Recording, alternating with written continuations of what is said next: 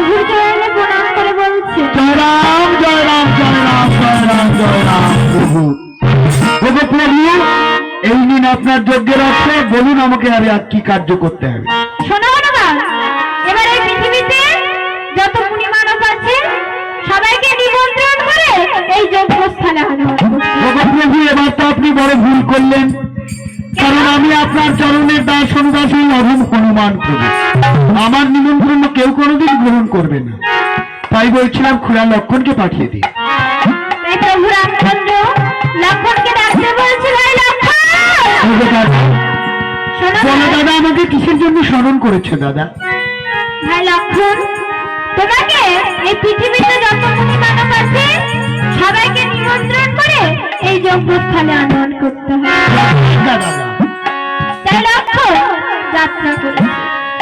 কিছু দূর যেতে না যেতে প্রভু রামচন্দ্র পেছন থেকে ডাকতে বলছে, ভাই লক্ষণ, দাদা আমার একটি কথা বলো। দাদা তুমি আমাকে পিছু ডাকলে কেন দাদা? শোনো ভাই, এই পৃথিবীতে সমস্ত মুনি মানবকে তুমি নিমন্ত্রণ করবে। হ্যাঁ তুমি তো তাই তো বলেছো দাদা। তবে হ্যাঁ, আমাদের শ্বশুর জনক রাজা এবং আমাদের শতবিপদকারী পবনপুত্র হনুমান, এই দুইজনকে তুমি নিমন্ত্রণ করবেন না। দাদা দাদা গো, তুমি কি কথা বলছো একবার তুমি ভেবে দেখেছো দাদা? আর কেন আমাদের এই শ্বশুর মশাই জনক ঋষিকে আমরা নিমন্ত্রণ করবো না? ভাই লক্ষণ, আমাদের শ্বশুর জনক রাজা বহু যত্নে তার কন্যা সীতাকে লালন পালন করেছে। আর যদি সে এসে দেখতে পায় তার কন্যাকে বনবাসে রেখে আমি যজ্ঞ আরম্ভ করেছি, তবে সে আর আমাকে যজ্ঞ করতে দেবে না। আর জনক ঋষি সীতা সীতা বলে যজ্ঞ তখন আর আমার এ যজ্ঞ করা হবে না। তখন যজ্ঞ করতে হবে জনক নিধান। আর আমাদের শত বিপদকারী পবনপুত্র হনুমান বড় আশা করে তার মাকে উদ্ধার করে এনেছিল এই অযোধ্যায় তার রাজ সীতার জীবনে মুক্তি দর্শন করবে বলে। আর যদি শেষ দেখতে পায় তার মাকে বনবাসে রেখে আমি যজ্ঞ করেছি, তবে সেও আমাকে আর যজ্ঞ করতে দেবে না। তাই ভাই, এই দুইজনকে তুমি নিমন্ত্রণ করো না। তাই লক্ষণ কথা একটা বলে যাত্রা করেছে। কথা হতে লক্ষণ বিরো করেছে গমন, কথা হতে লক্ষণ বিরো করেছে গমন, একে একে তৃণদশক করিয়া ভ্রমণ, করিয়া ভ্রমণ, একে একে তৃণদশক করিয়া ভ্রমণ।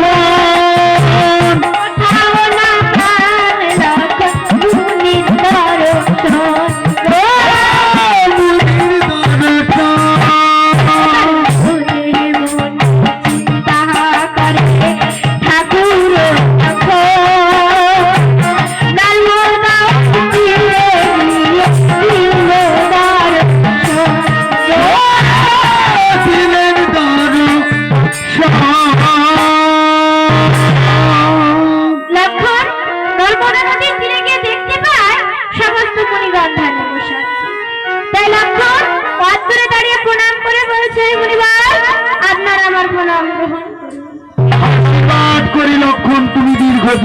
দর্শন, বলো লক্ষণ, হঠাৎ করে তুমি আমাদের নর্মদার তীরে কি মনে করে লক্ষণ?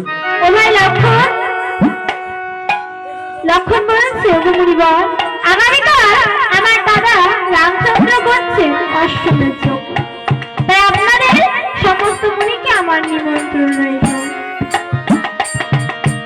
শোনো লক্ষণ, বলুন তোমার কি সকল মুনি মানবকে নিমন্ত্রণ করা হয়ে গেছে লক্ষণ? কেন মুনিবর, আপনাদের মধ্যে কি কোন মুনির অভাব আছে? হ্যাঁ লক্ষণ, আমাদের মধ্যে একজন মুনির অভাব আছে লক্ষণ। কিসের মুনি? মহিষী বাল্মীকি। তিনি থাকেন কোথায়? চিত্রকূট পর্বতে লক্ষণ। এখান থেকে কতদিন? তা আনুমানিক 6 মাসের পথ লক্ষণ। কারণ আগামীকাল আমার দাদা করবেন যজ্ঞ, আর আমি 6 মাসের পর যাবো ব্রহ্মপুরে। এই মুনিকে সম্বর্ধনা করে আপনারা কি যজ্ঞ সম্পূর্ণ করতে পারবো বই কি লক্ষণ?